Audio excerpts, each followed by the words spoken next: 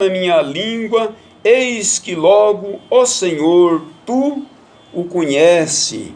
Tu me cercaste por detrás e por diante, e puseste sobre mim a tua mão. E tal ciência é, para mim, maravilhosíssima, e tão alta que não a posso atingir. Para onde me irei do teu espírito? Ou para onde me fugirei da tua face? Se subir ao céu, tu aí estás. Se fizer no sepultura a minha cama, eis que tu ali estás também. Se tomar as asas da alva e habitar nas extremidades do mar, até ali a tua mão me guiará e a tua destra me susterá. Se disser de certo que as trevas me encobrirão, então a noite será luz à roda de mim. Nem as trevas me encobrem diante de ti, mas a noite resplandece como dia, e as trevas e a luz são para ti a mesma coisa. Amém? Eu quero falar um pouquinho, com a ajuda de Deus, sobre este tema, os atributos de Deus, os atributos de Deus. E o que é atributos, não é? São qualidades, são particularidades, são peculiaridades que somente Deus tem, somente o nosso Deus tem. E o primeiro atributo de Deus é este: Ele é um Deus onipresente, ou seja, Ele está presente em todos os lugares em um só tempo. Ele está presente aí dentro da tua casa, onde você está. Ele está presente em todos os lugares. Glória a Deus. Ninguém consegue fugir-se da presença de Deus, porque aonde você chegar, aonde você se posicionar, Deus vai estar lá. O salmista, ele entendia isso.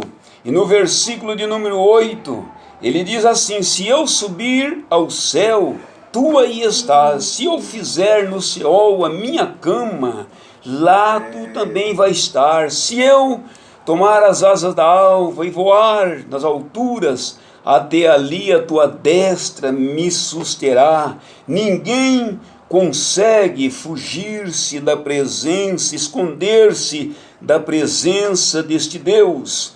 E Jeremias, ele escreve lá em Jeremias capítulo 23 e o versículo 23, é o próprio Deus falando na boca do profeta e dizendo assim: sou eu apenas Deus de perto, diz o Senhor, e não Deus de longe também? Deus é Deus de perto e é Deus de longe. Aonde você estiver me ouvindo nesta hora, tenha certeza que o Deus onipresente, Ele está aí, glória a Jesus. E no versículo 24, ele ainda diz mais na boca do profeta: esconderia alguém em esconderijos, de modo que eu não o veja, diz o Senhor. Porventura não encho eu os céus e a terra, diz o Senhor. Não adianta o homem querer se esconder de Deus, porque aonde você estiver, Deus está ali, Deus está vendo, Deus está te contemplando. O salmista, no Salmo 33, o versículo 13, o 14, o salmista diz que o Senhor, Ele olha desde os céus e está vendo a todos os filhos dos homens. E a sua morada, no versículo 14, ele diz que da sua morada ele contempla todos os moradores da terra.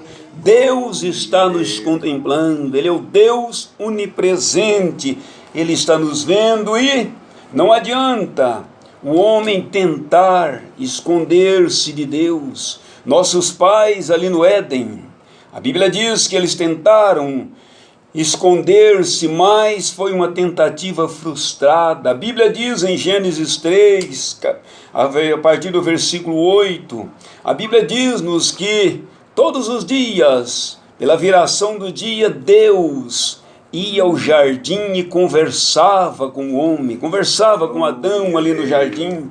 Mas diz a Bíblia que quando Adão peca, a primeira coisa que ele fez foi esconder-se.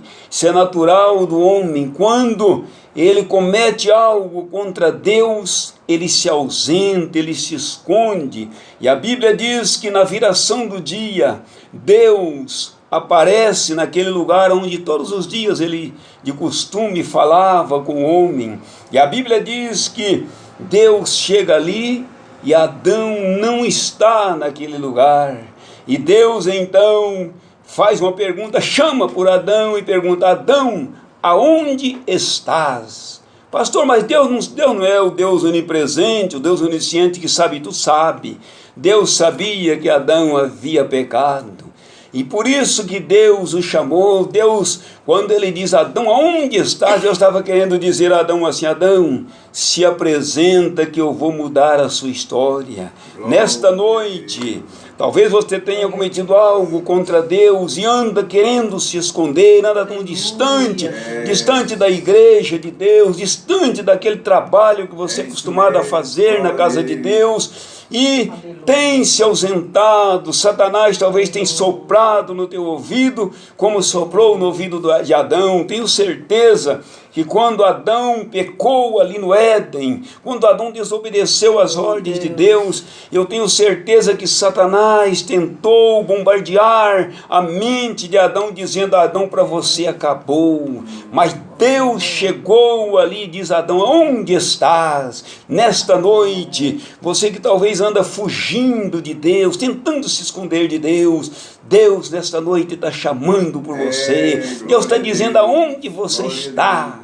Você que cantava, você que tocava, você que pregava, você que já orou e Deus já operou um milagre e hoje está aí escondido. É noite de você se apresentar, porque Deus quer mudar a tua história, Deus quer mudar a tua sorte nesta noite. Não adianta querer esconder-se de Deus, porque é uma tentativa frustrada. A Bíblia diz que Caim também tentou fugir-se de Deus, mas foi frustrada a sua tentativa. A Bíblia também diz que Jacó tentou fugir-se de Deus, por 20 anos andou enganando e sendo enganado, mas houve um dia que ele encontrou com Deus no Val de Jabó, que Deus mudou a história dele. Deus nessa noite deseja mudar a tua história. Você que está parado na caminhada, você que tem parado no meio do caminho, Deus nesta noite quer mudar a tua história. Deus está dizendo: aonde você está? Se apresenta nesta noite que Deus vai mudar. Pode se apresentar com toda a bagagem que você está carregando, pode se apresentar que Deus vai mudar a tua história. Mas não tenta esconder, não tenta fugir-se, porque aonde você chegar, Deus vai estar. A Bíblia diz que Jonas tentou fugir, mas também foi frustrada a sua tentativa.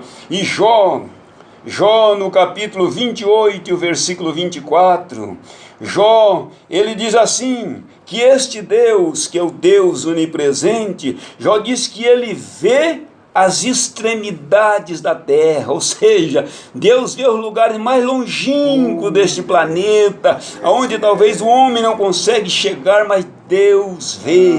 Ele vê as extremidades da terra e diz mais, Jó, e vê tudo que há debaixo do céu. Glória a Deus. Vê tudo que há debaixo do céu. Por que ele vê? Porque ele está acima de tudo.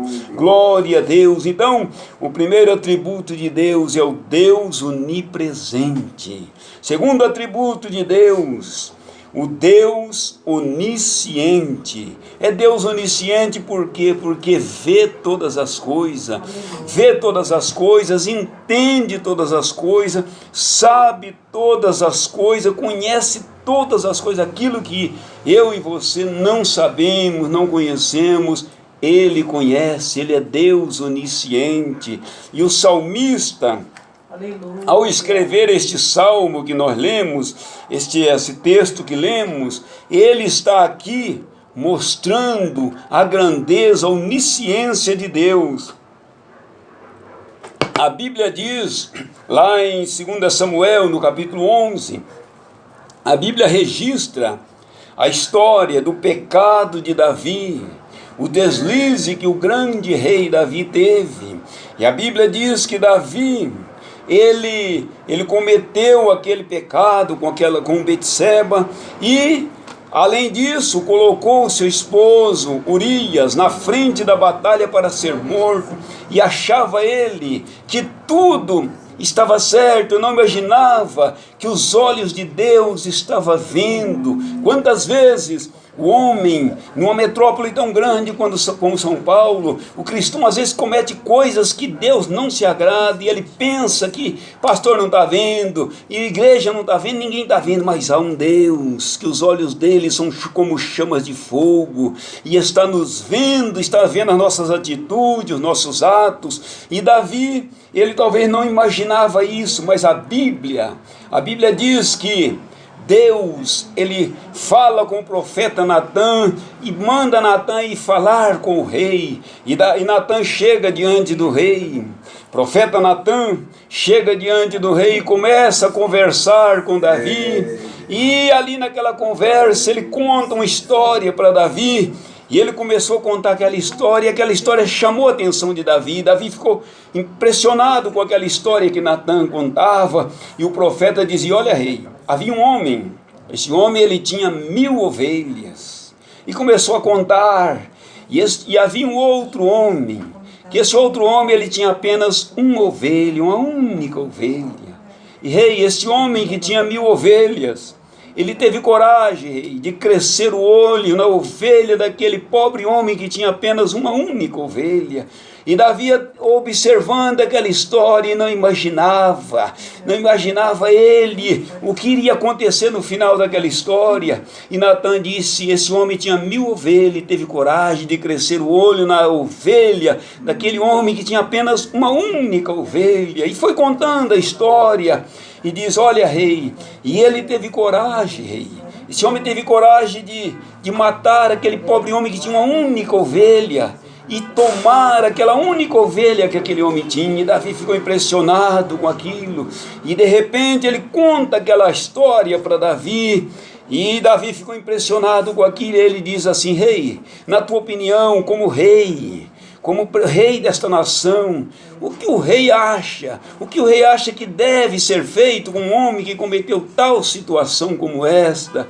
E quando ele disse isso, Davi respira fundo e diz para Natã: olha, Natã, esse homem que cometeu tal fato, tal barbaridade, esse homem, ele é digno de morte. Esse homem deve ser morto, deve haver pena de morte para este homem. E quando o rei disse aquilo, Natã, cheio de autoridade de Deus, Natã olhou nos olhos do rei e disse para ele: rei, este homem és tu. Tantas ovelhas, milhares de ovelhas que o rei tem, ou seja, o rei tem tantas mulheres ao teu redor, no teu harém. E o rei teve coragem de mandar colocar Urias na frente da batalha para morrer, e o rei ficar com a mulher de Urias. E começou a contar e diz: olha, rei, nada se esconde dos olhos de Deus, Deus trará juízo sobre tudo isso. E quando Davi ouviu isto, Davi caiu em si. Davi entendeu que nada se esconde dos olhos de Deus. Não adianta o homem querer carregar pecado escondido, porque Deus está ali vendo. Aleluia! Quando Natã traz isto à tona a Davi, ele começa a conversar com Deus, e ele começa a reconhecer a sua situação, e ele começa a entender que ninguém se esconde dos olhos de Deus. E ele começa a dizer a Deus assim: Senhor, tu me sondas e me conhece, tu entendes, tu conheces o meu deitar e o meu levantar. E vai conversando com Deus. E houve um momento que ele diz para Deus assim: para onde eu irei da tua face?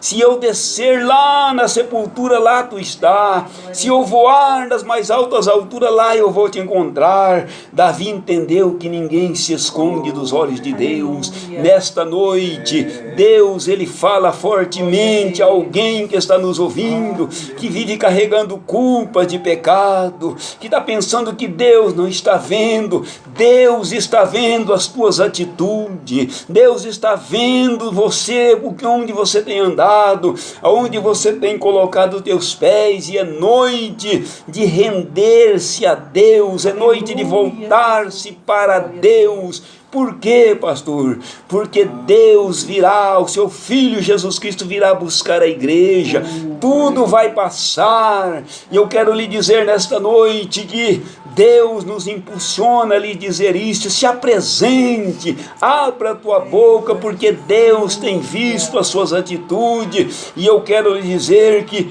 hoje eu e você, nós temos um advogado.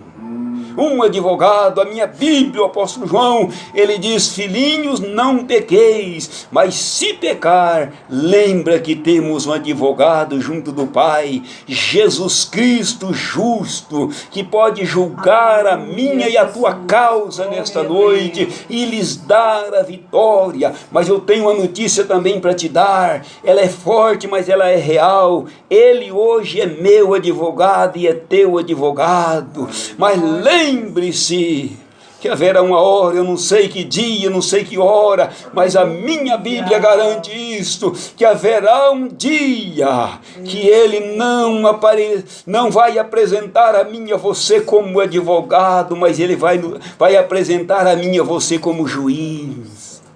E hoje é noite de você se apresentar, hoje é noite de você dizer como salmista: para onde eu irei da tua face? Não tem como se esconder de Deus, aonde você chegar, Deus está lhe vendo, e hoje Ele quer que você se apresente, porque Ele quer dar vitória a você que parou pelo meio do caminho, deixou Jesus, desviou-se dos caminhos do Senhor. Pastor, mas é tão pesada essa palavra, desviou, mas é isso mesmo, desviar significa sair da rota. Você que saiu do caminho, hoje é noite de voltar, é noite de voltar-se para Jesus. Jesus está aqui para julgar a tua causa nesta noite, para dar vitória a você nesta noite. E repito, haverá um dia que ele não aparecerá mais como advogado. Hoje ele está como advogado, hoje ele está de braços abertos dizendo: vinde a mim que eu vos aliviarei, vinde a mim que eu lhe darei vitória. Mas haverá um dia, não sei quando, mas esse dia vai chegar, que ele vai se apresentar como juiz, e é tempo de voltar-se para Deus. Glória a Deus. 1 João capítulo 3, versículo 20, João diz assim: sabendo que se o nosso coração nos condena, maior é Deus do que nosso coração. Ele conhece todas as coisas e Ele quer te dar vitória nesta noite para você. Isaías capítulo 46, o versículo 20, Isaías diz, falando da onisciência dele, ele diz: eu anuncio, é Deus falando na boca do profeta sobre a sua onisciência. Ele diz: eu anuncio o fim desde o princípio, aleluia, e desde a antiguidade, as coisas que ainda não sucederam. Ele é onisciente, glória a Deus. Romanos capítulo 4, versículo 17, Paulo, inspirado por Deus, Paulo diz que ele chama a existência aquilo que não existe como que se já existisse. Glória a Deus. Deus conhece o meu passado e o teu passado. Deus conhece o meu presente e o seu presente. Mas eu devo lhe dizer uma coisa: Deus conhece o teu futuro. E é por isso que nessa noite Ele está dizendo: eu anuncio o fim desde o princípio e desde a antiguidade as coisas que ainda não sucederam. Deus, aleluia, Ele sabe que Ele provou isto, que o homem, ele não é onisciente, não, o diabo também não é onisciente, mas Deus é onisciente, glória a Deus. E Ele provou isto lá, glória a Deus, lá em Gênesis no capítulo 15, versículo 5, quando ele diz para Abraão: conte as estrelas do céu, se é que as pode contar. Abraão não conseguiu contar, mas a Bíblia diz, o salmista diz lá no Salmo 147, o versículo 4, o salmista diz que Ele, Deus, Ele é onisciente, glória a Deus, Ele conta o número de todas as estrelas, e diz o salmista que ele chama cada uma delas pelo seu nome. Ele é Deus onisciente, glória a Deus. E no Salmo de número 139, o versículo 16, olha que coisa tremenda. Coisa boa é servir um Deus que é Deus onipresente, Deus onisciente, aleluia, um Deus que o meu futuro e o teu futuro está nas mãos dele. E o salmista no Salmo 139, e o versículo 16, o salmista fala da onisciência de Deus com tanta propriedade. O salmista diz assim: os teus olhos, aleluia, os teus olhos me viram, os teus olhos viram o meu corpo ainda informe, glória a Deus, aleluia. O salmista dizia: quando meu corpo ainda informe, quando era formado as mínimas células lá no ventre da minha mãe, os teus olhos me viram, glória a Deus. E ele diz mais: e no teu livro todas essas coisas foram escritas, glória a Deus, glória a Deus. Os teus olhos me viram, o meu corpo ainda informe, e no teu livro todas essas coisas foram escritas. E no Salmo 139, e o versículo 4, ele diz assim: sem que haja uma palavra na minha boca, eis que, ó Senhor, tu tudo conhece. Antes que saia uma palavra da minha boca, o Senhor já sabe o que vou dizer. Deus é Deus onisciente, Deus conhece os segredos do coração do homem. Quantos segredos que há no coração do homem. Há um ditado aí fora que diz que o coração do homem é terreno que ninguém pisa, mas eu quero te dizer que Deus conhece o coração do homem. Deus conhece os segredos que há no coração do homem. Nos Salmos de número 44 e o versículo 21, o salmista diz assim: ele sabe os segredos do coração do homem, aleluia. Deus conhece o que está passando pela tua mente agora. Deus conhece o que está passando, o que é que está aí no teu coração, o que é que está passando aí, coisas talvez terríveis, mas Deus conhece, e Deus pode limpá-la nesta noite, glória a Deus. Deus pode operar um milagre nesta noite, no nome de Jesus, aleluia. Deus conhece todas as coisas, Deus é Deus onisciente. No Lucas capítulo 19, o versículo de número 5, está escrito assim: ele chegou debaixo da figueira e chamou Zaqueu pelo nome. Ele te conhece pelo teu nome. Deus nos conhece, Ele é Deus onisciente. Ele chegou lá naquela caverna onde Elias estava e chamou Elias pelo nome e disse: sai para fora, porque eu quero mudar a tua história. Deus nesta noite nos conhece. É Deus onipresente, Deus onisciente, mas Ele é Deus também, Deus onipotente. É Deus onipotente. Por quê, pastor? Porque Ele pode todas as coisas. Eu estava em minha casa nesta tarde e algo me chamou a atenção quando eu lia alguma coisa a respeito deste Deus onipotente, e eu estava observando, procurando por que Deus onipotente? O que significa isto? E eu encontrei no dicionário onde estava pesquisando que onipotente significa alguém que é capaz de fazer tudo. Onipotente é alguém que é capaz de fazer tudo. E eu lhe apresento nesta noite este Deus, o Deus onipotente, o Deus que é capaz de fazer tudo na tua vida. Nenhum homem na terra é capaz de fazer tudo. Não, são limitados, não conseguem fazer tudo, mas Deus é Deus onipotente, é o Deus que é capaz de fazer tudo na minha vida e na tua vida. Fazer tudo, Deus é capaz de fazer, é só você dar lugar, acreditar. Mas onipotente também é alguém que não tem nenhuma dificuldade para resolver nada. Onipotente é alguém que não tem nenhuma dificuldade, e esse alguém é Deus. Porque na terra, por mais importante que o homem seja, mas ele tem dificuldade para resolver as coisas. Nós estamos vivendo um momento difícil na terra, não é? Os presidentes de todas as nações, das nações desenvolvidas, até as subdesenvolvidas, eles têm tentado resolver essa situação e não têm conseguido. Mas nesta noite há um Deus que é Deus onipotente, Deus que é capaz de resolver tudo, Deus que é capaz de resolver tudo, Deus que não tem nenhuma dificuldade para nada. Ele é capaz de solucionar o teu problema nesta noite, se você assim crer. Ele é capaz de curar você nesta noite, se você assim crer. Ele é capaz de salvar aquele filho que está te dando trabalho, que está tirando o teu sono. Ele é capaz de salvá-lo nesta noite. Mas também onipotente é alguém que tem poder ilimitado.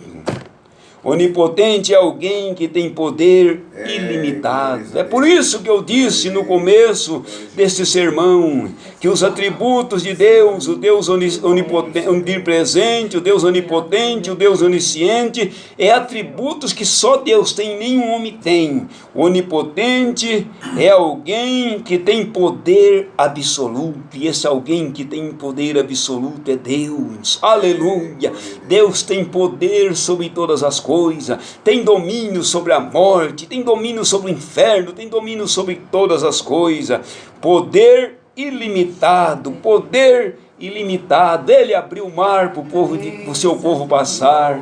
Ele fez o sistema solar parar para dar vitória a Josué. Ele tem domínio sobre a natureza e tem domínio sobre a tua vida. Nesta noite estamos apresentando um Deus que é Deus onipresente, onisciente e onipotente. Salmista, no Salmo 62, o versículo 11, ele disse assim: uma coisa disse Deus, e duas vezes ouvi, que o poder pertence a Deus. Ele é onipotente. Aleluia. Glória a Deus. E Gênesis 17, versículo 1 até o versículo 6, ele disse para Abraão assim: eu sou o Deus Todo-Poderoso. Ele é o Deus Todo-Poderoso. Glória a Jesus. Deuteronômio no capítulo 32, o versículo 39, também ele diz assim: vede agora que eu sou, e mais nenhum Deus comigo. Eu mato, eu faço viver, eu firo e eu saro, e ninguém há que escape da minha mão. Ele é o Deus Todo-Poderoso. Aleluia, glória a Deus. Jesus. Adore a Ele dentro da tua casa nesta noite, que Ele é poderoso para te dar vitória. Ele é poderoso para te guardar como tem te guardado até aqui. Isaías, no capítulo de número 40, Isaías capítulo 40, o versículo 22, Isaías fala da grandeza, do poder deste Deus. E Isaías disse que ele se assenta sobre o globo terrestre e contempla os moradores da terra. Ele é um Deus poderoso, um Deus que pega este planeta, faz dele uma cadeira e se assenta sobre ele e contempla os moradores da terra. Tenho certeza que o presidente não está me contemplando aqui, não está te contemplando aí dentro da tua casa, mas o Deus Todo-Poderoso está te contemplando aí dentro dessas quatro paredes. O Deus Todo-Poderoso nesta noite, Ele pode operar o milagre que você está necessitando. Mas Isaías ainda fala mais, Isaías 40 e o versículo de número 22, de número 12, Isaías ainda fala sobre o poder e a grandeza deste Deus. Isaías 40 e o versículo 12, Isaías diz assim, que Ele é o Deus, Ele é um Deus que mede as águas do oceano e dos mares na concha da sua mão. Aleluia, Ele é grande, glória a Deus. Isaías também diz que Ele é o Deus que mede os céus com palmos da sua mão. Glória a Jesus. Isaías também diz que Ele é o Deus que sustém o planeta Terra com o punho das suas mãos. Glória a Deus. Ele é poderoso para te dar vitória nesta noite. Creia neste Deus, porque Ele é poderoso para te dar vitória. Aleluia. Salmo 66, o versículo 9. O salmista ainda diz assim, que Ele é um Deus poderoso, Ele sustenta com vida a nossa alma e não consente que resvalem os nossos pés. Ele sustenta com vida a nossa alma. Eu e você, nós